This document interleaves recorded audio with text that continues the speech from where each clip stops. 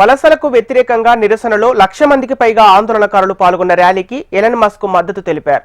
Tommy Robinson ఆధ్వర్యంలో జరుగుతున్న ర్యాలీలో మస్క్ వర్చువల్ గా మాట్లాడారు. యూకేలో పాలన మార్పునకు పిలుపునిచ్చారు. దేశం విధ్వంసం అంచున ఉందని ఎలన్ మస్క్ హెచ్చరించారు. బ్రిటన్ పౌరుడిగా ఉండటం గొప్ప విషయం కానీ దేశం నాశనం అవటం నేను ఇప్పుడు చూస్తున్నా అని చెప్పారు.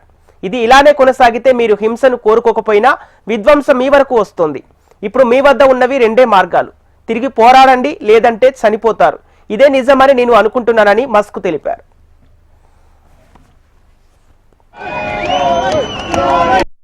We should make our decisions based on merit, on how if somebody is talented and hardworking, then that should be the only means of advancement.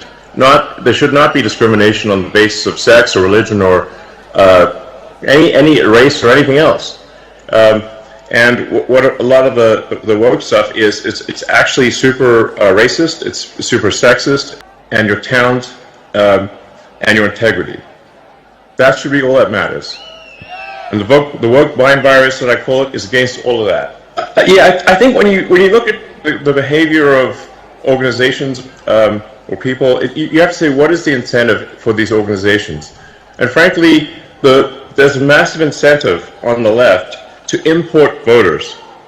So if they can't convince their nation to vote for them, they're going to import people from other nations. We should.